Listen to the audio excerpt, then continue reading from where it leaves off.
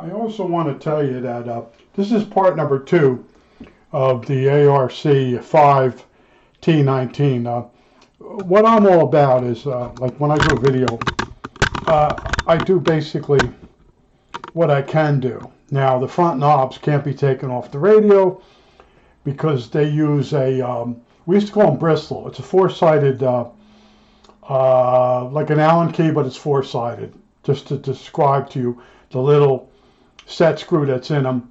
Now, I can grind one and make one up and then get them off, but that's later on. But I wanted to show you the inside of the VFO. Very nice inside, even though outside was extremely disgusting. All right. Now, inside there, you see down in there, you see that little lump? Let's see if we get a better angle. That's a ferrite slug. Okay, that'll tune up the VFO to match the calibration crystal. Okay, so if you did turn to the dial to a certain place and you look at your magic eye and it doesn't jive, then this is the adjustment here on your VFO. That's if everything else is correct. That's if a capacitor hasn't changed or something other wacky. Okay. But these transmitters were meant to be serviceable, very serviceable. Now, inside most ARC receivers or transmitters, you see these flower pot capacitors. All right? Now, most guys, just throw it away, but I actually rebuild these. I'm going to show you real quick. Now, when I tested this with my cap checker, and I want to be thorough because I get people. Now this is a good 0.05 flash, nothing. Now it's not doing anything. Again, flash. Okay, and there's a delay on the camera from when I say flash. All right, now if you put this guy inside across it, and there's 3 sections in here, 3.05 capacitors to ground. Here's the ground connection for the 3 of them. All right, you put the cap checker between the stud on the capacitor, the mounting stud, and any one of the 3 capacitors. Now, I don't know if you're going to be able to see this. Come on, go on there. There you go. No, you don't. One more time. Okay. Now, I don't know if you're going to be able to see it. When I click it, it clicks. But let's see if I can get you to see it. It's still blinking away. See it? That looks good. All right. That tells you the capacitor has resistance across it. It's leaky. And this is only at 160 volts, the way this is made. Or maybe 110, depending on, how I built this based on an article. And here's the article. Something jumped to its death. Okay. Here's the article. December 1959. All right. December 1959, Popular Electronics. Capacitance leakage tester. Here's the circuit. Okay. Very simple circuit. It's not dangerous unless you're in a puddle of water. Okay. This is how they built circuits in the old days. Now they gotta make sure it's super safe because the father might be working with it with his little children, and they might not be the brainiest kids around, and they might get electrocuted, and it'll cause a lawsuit. Okay, but this bad baby's good. Now this doesn't put it under the full voltage. Now this this transmitter operates under 200 volts, and that capacitor, which disappeared on me. And I wanted to show you something else. Oh, I see it. Boy, it really disappeared. I got to do this video once. I don't feel like doing it a second time. There's a lot in this video. Oh, give me a break. Normally things go to the abyss. They drop. This thing kind of went to the semi-abyss. Okay, now we're back to this. Now, let me get this out of the way. I want to show you how I open these up. It's going to get noisy. Are you ready? Dremel tool. Is it plugged in? No, it's not plugged in. I did have it plugged in, but I took it out to put the cap checker in. I have so many plugs in this freaking room that are in. Scope, lights, soldering iron. Okay. Not too bad, right? All right. You grind it on an angle, just like this. You go around this on that angle. And it takes 5 minutes. Okay, after you've done a few of them.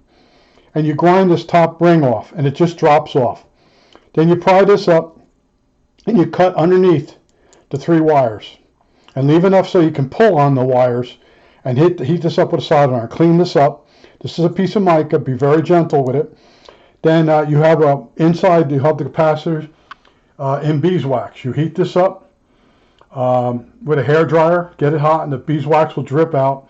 Then you gut it, and then you pull the remaining capacitors out by unsoldering the back here, and they drop out. And you put 3 capacitors together, pre-fit them, and one's about this size will fit. Okay. These are 600 volt caps. Got them off eBay. And if you can't get the hole through the lug cleaned out, and run your wires up through them, drill a hole right next to it, and come up through the air and go around the lug once. Okay? But you can rebuild these radios and make them look original.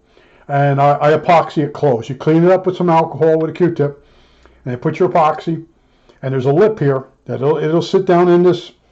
It'll sit down in there. Wait till you see how it works. It works really nice. Now there's guys on the internet that spin it on a lathe, but they cut it in the middle, or they use a pipe cutter. Okay, and the other trick is when this is in the radio, the lettering is up facing you. All right, and the leads are down at the bottom. If you were to put this back together wrong, your wires won't be long enough. I just wanted to show you some of this stuff. You know, I've looked at other people's videos. Just spray deox. The guy's got a mint unit. Okay, and this one here already it's bodged. Let's see if you can see all the way over here. Okay, here's the wire that went to the antenna like this. Are you ready for this? It was just stuck in there like that. Bodged, okay? The U.S. government would never make something like this. So something has happened to this. But the VFO, it looks very good. It looks very promising. All right? And what is this? I'm going to have to explore this some more, what this thing is. Because this was sitting out through the top. Very, very interesting design. Okay? But I just wanted to show you the cap checker. And rebuild these. Don't put terminals in the radio with capacitors on it. Bogus, boys, bogus. Try to keep these transmitters or radios original. Okay, and in my case, I'm going to need a second one in order enough of parts. Actually, even to figure out the bodging. How did he bodge this? Because the pictures on the internet aren't that clear. They really aren't. All right, and it's fun stuff. It really is. And this is video number 2 already on this. I'm going to send away for the Bristol tools or whatever they're called now. I think one guy said they're called grib tools or grub tools, and he said it was a grib, but he was British, so he said it was a grib screw in there. And it's in America it's a set screw, but then what kind of head or reverse head is in the set screw? And usually it's a Allen key, but in the case of the military, if you ever worked on aircraft stuff, which I did in McGraw-Edison, in the avionics division, we had these things called Bristols, and they were 4-sided, and they were different sizes, just like Allen keys, but they only had 4 sides. And we had this guy, he was German or whatever, and I'm German, but I'm born in the United States. And he was trying to get something apart on the other side in production. So someone says, "Go see me."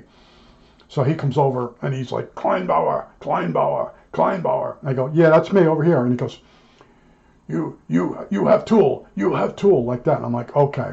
So I look at it, and I know he's working with a set screw that's been, let's see, we had Gliptol on him, and what was the, oh God, what was the other stuff? Gliptol, and there was this other stuff. It's in a red container, Loctite. And I showed him, you put just a drop on the set screw, tiny little drop, and then you put a Kim wipe, in our case, on it, and get off as much as you can. And whatever you leave on there, that's perfect. So the next time when you turn that set screw, it makes a snap noise and it comes undone. Gliptol is a different thing. You put that on a screw that might vibrate loose. But anyway, he shows me and I give him the tool. And I bought him, I took him out of stock down in Florida. They give you a piece like 6 inches long. You cut it to length. And he used to always come over to me, and every time he'd say, he's the only one that has these tools. He's the only one. Yeah, he was absolutely right. See, when I was in Florida learning the job, I actually did the job. I sat there with a girl on each step of the production line of putting motors together and synchros. And when the girl would use an Allen type tool, and I never saw it before, where is that? And she'd give me the part number to order it in stock. So I go over stock, and I say, you got to give me a few, and I pack it up to go back to West Orange. And when I got back there, other guys in my group, they had none of the tools because they were running around chasing. They were all married, and they were basically chasing other women while they're in Florida on the job. And I was sitting there busting my ass. And I had a guy in my same department with me. It's supposed to be learning. He was disappeared all day long. I didn't even know there was a second guy on the job. And then when we got back, he said to me, he's learned. I said, no, he hasn't. He was up with you all the time. No, he wasn't. I said, I don't know. I said, he doesn't know how. So what he was doing, he was ordering brand new units from stock to fix his repairs. And it would go to there, and then it would come over to me. And I'm like, what the hell's going on? So it took us like 3 days to figure out this guy didn't know how to fix anything. He just ordered a new one. And he got away with it several times. There was something in stock, and it was funny.